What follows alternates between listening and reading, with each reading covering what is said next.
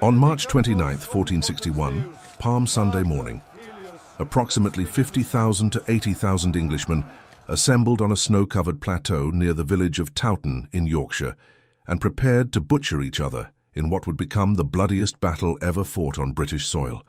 This was not a foreign invasion or a defense against conquest. This was Englishman versus Englishman, cousin against cousin, father against son, fighting in a civil war so vicious that contemporary chroniclers called it the slaughter of men. The Wars of the Roses had been raging for 6 years, a dynastic conflict between the House of York and the House of Lancaster over who would control the English throne.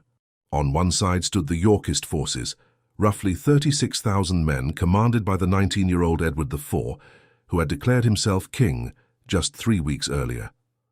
On the other side stood the Lancastrian army, roughly 42,000 soldiers fighting for King Henry VI and Queen Margaret of Anjou. As the armies formed battle lines in the early morning darkness, a blizzard began to blow from the south, driving blinding snow directly into the faces of the Lancastrian troops.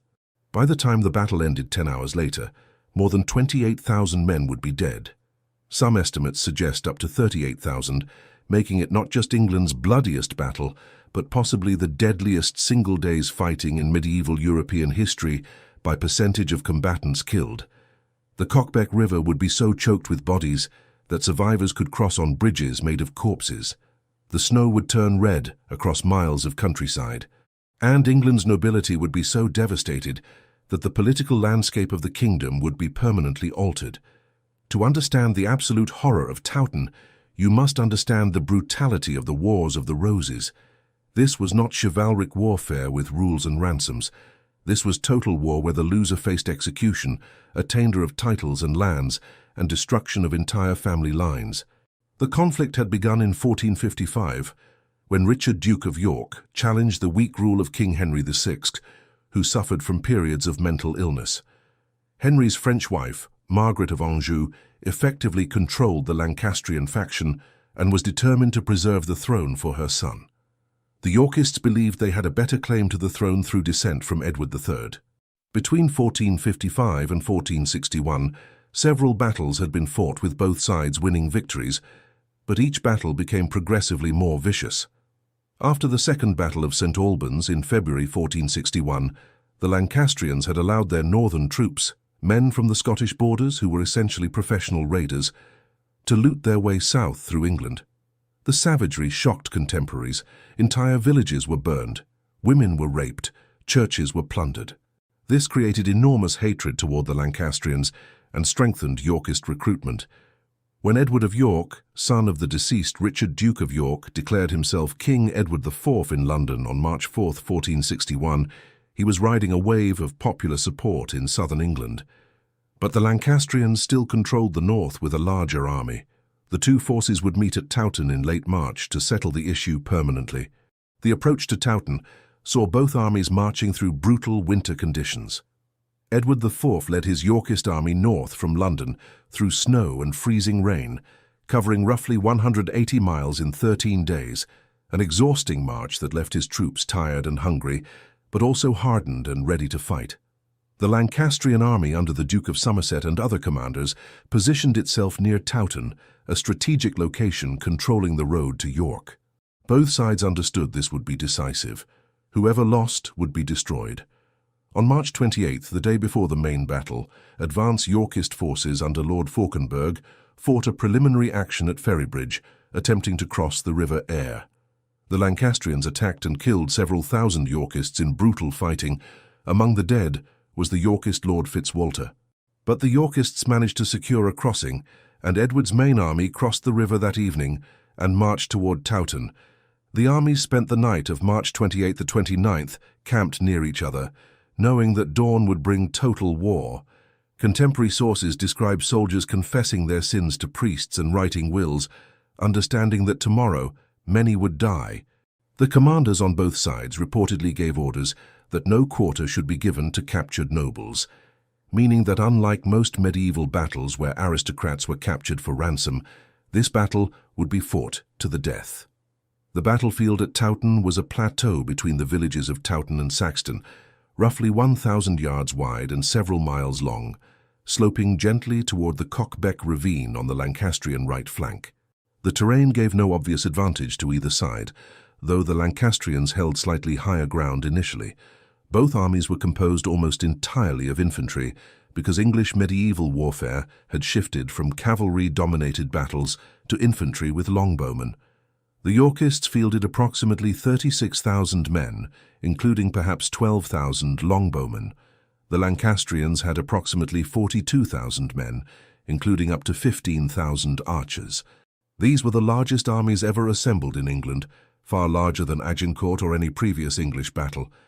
Most soldiers were common men, yeomen and townspeople conscripted or paid to fight, wearing simple padded jacks or brigandines, carrying bills, poleaxes and swords.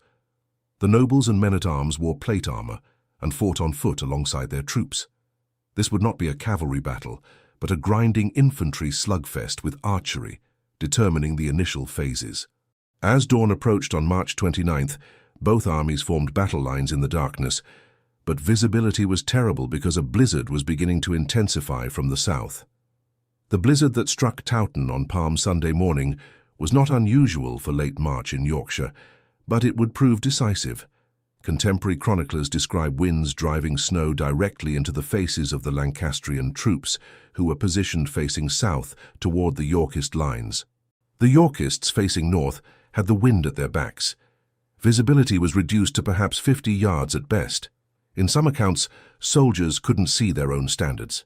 Lord Fauconberg, commanding the Yorkist vanguard, recognized the tactical opportunity immediately.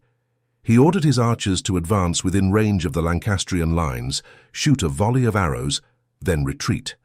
The wind carried the Yorkist arrows farther than normal, reaching the Lancastrian lines with full force. The Lancastrian archers, blinded by snow and unable to see the Yorkist positions clearly, shot back into the blizzard. But their arrows fell short, exhausted by shooting into the wind, landing harmlessly in the snow-covered ground. The Yorkist archers then advanced, collected the fallen Lancastrian arrows and shot them back. This exchange continued for perhaps an hour, with Yorkist arrows killing and wounding Lancastrians, while Lancastrian arrows achieved nothing. Thousands of Lancastrian soldiers were hit by arrows they couldn't see coming through the blinding snow. The psychological effect was devastating. Men died without seeing their killers. The Lancastrian commanders, watching their vanguard being destroyed by invisible arrows, made the fatal decision to advance and close with the Yorkists, abandoning their defensive position and moving downhill through the snow. The Lancastrian advance began around 9 a.m. and turned the battle into a massive infantry melee that would last 10 hours without break. 42,000 Lancastrian soldiers in loose battle formations moved forward through the blizzard toward the Yorkist lines. When they emerged from the blinding snow and collided with the Yorkist army, the battle became hand-to-hand combat across a front roughly 1,000 yards wide. Soldiers fought with bills, poleaxes, swords, warhammers, and daggers. A bill was a pole weapon with a hooked blade, designed to pull down opponents or strike with brutal force. A poleaxe was shorter but heavier, capable of crushing armor or splitting skulls. Combat was face-to-face, shield-to-shield, a grinding push of thousands of men where the front ranks killed each other, while the rear ranks pushed forward over the bodies of the fallen. Contemporary accounts describe the noise as deafening, men screaming, weapons clanging on armor, orders being shouted, the wounded crying out. The snow turned the battlefield into hell. Men slipped on ice and blood, bodies piled up, creating obstacles that had to be climbed over. Wounded men fell and were trampled by their own comrades. The battle had no clear front line, just chaotic zones of combat where thousands of individual fights merged into general slaughter. The initial Lancastrian attack was successful. Their superior numbers began to push the Yorkists back. Edward IV, just 19 years old but already an experienced commander and physically imposing at 6'4", fought personally in the front ranks, rallying his troops and preventing complete collapse. Contemporary sources describe Edward fighting like a lion, killing several opponents personally and refusing to retreat despite being wounded multiple times. But the Lancastrian numbers were telling. The Yorkist line bent, then began to break in several places. By mid-morning, the Yorkists were being pushed back hundreds of yards, giving ground steadily, suffering heavy casualties. If the battle had continued this way, the Lancastrians would have won through sheer attrition. But around noon, the tactical situation changed dramatically when Yorkist reinforcements arrived. The Duke of Norfolk, who had been delayed on the march north, arrived with several thousand fresh troops and hit the Lancastrian left flank. This flank attack created chaos in the Lancastrian formation. Soldiers who had been pushing forward suddenly found themselves being attacked from the side. Units tried to turn to face the new threat, creating gaps in their lines. The Yorkists, sensing the momentum shift, counter-attacked across the entire front. What had been a Lancastrian advance became a confused melee where neither side had clear advantage, and exhaustion became the dominant factor. The fighting continued for hours, with neither side breaking. This was unprecedented. Most medieval battles lasted a few hours at most before one side routed. Towton went on for 10 hours because both sides understood that losing meant death. There would be no ransom, no mercy, no escape. Every soldier knew that if his side lost, he would be hunted down and killed. This turned Towton into a fight of total desperation where men fought beyond normal human endurance. Soldiers who were wounded continued fighting until they collapsed. Units that lost half their men kept fighting. The bodies piled so high in some areas that they created literal walls that had to be climbed over to reach the enemy. The Cock-Beck ravine on the Lancastrian right flank became a death trap. As the Lancastrian army began to falter in the late afternoon, soldiers on that flank tried to retreat across the beck, a small stream in a steep-sided ravine. But the slope was icy and steep. Men in armor couldn't climb it. They fell into the stream and drowned, weighed down by armor. Others fell on top of them. The Cock-Beck became so choked with bodies that survivors literally crossed by walking on corpses.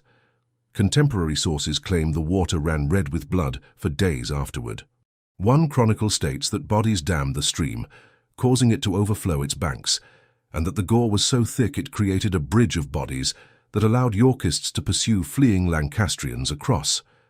By late afternoon, around 4 or 5 p.m., the Lancastrian army finally broke. After 10 hours of continuous combat, exhausted beyond endurance, having lost perhaps half their numbers to death or wounds, the Lancastrians began to flee. The Yorkists pursued without mercy. Edward IV had given explicit orders, no prisoners. The pursuit became a massacre that continued for miles. Fleeing Lancastrians were cut down from behind by Yorkist cavalry and infantry. Some tried to surrender and were killed anyway. Others fled toward the village of Tadcaster 6 miles away, with Yorkists hunting them through the snow. Contemporary sources describe bodies littering the road for miles. The villages between Towton and Tadcaster were scenes of slaughter as Yorkists hunted down Lancastrians, hiding in buildings and killed them. The pursuit continued until darkness made further killing impossible.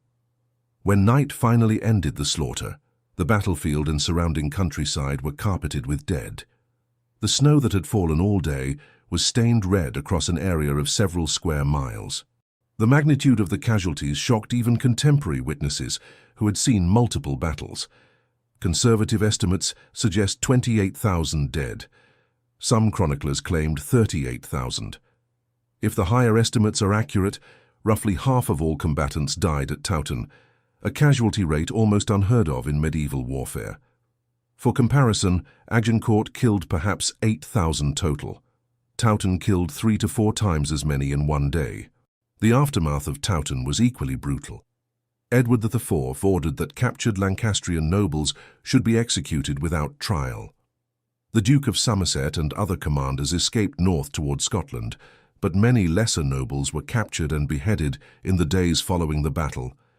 The bodies of the dead were left on the battlefield for days because there were too many to bury quickly. Locals eventually buried them in mass graves, but the sheer number of corpses overwhelmed the capacity of nearby villages. Archaeological excavations at Towton in the 1990s uncovered a mass grave containing approximately 50 bodies, but this represents a tiny fraction of the dead. Analysis of the skeletons revealed horrific wounds, skulls split by sword blows, facial bones crushed by war hammers, evidence of multiple blows to the head suggesting soldiers were struck repeatedly as they fell. The forensic evidence confirms the chronicler's accounts of savage brutality. These men were not killed cleanly. They were hacked and beaten to death in close-quarters combat that was more butchery than warfare. The political consequences were immediate. Edward IV was secure on the throne. Henry VI, Margaret of Anjou, and their son fled to Scotland and eventually to France, continuing resistance but never threatening Edward's power again until 1470. The Lancastrian cause was broken, their nobility decimated, their army destroyed. The Wars of the Roses would continue sporadically for another 24 years, but Towton was the decisive engagement that settled the conflict for a generation. The human cost of Towton extended far beyond the battlefield.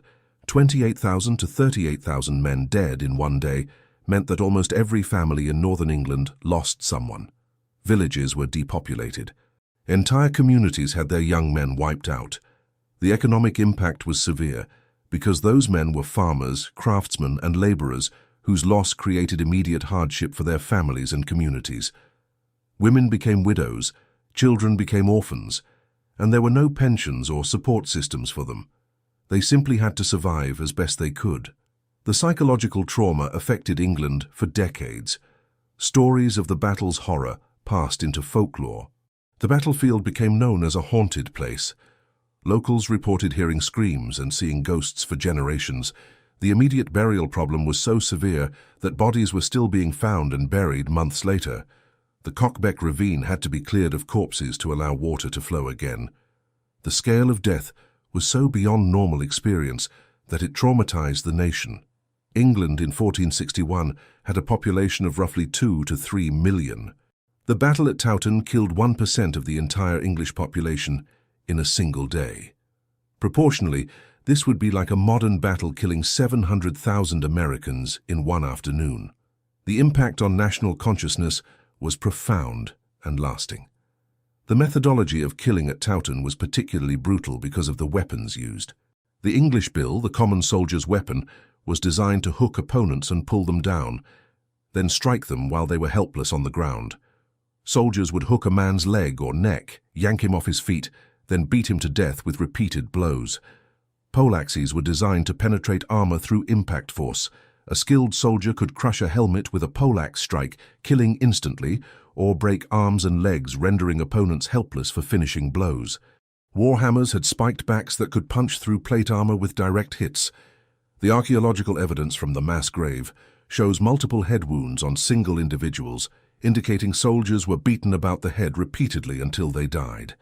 This was not quick death.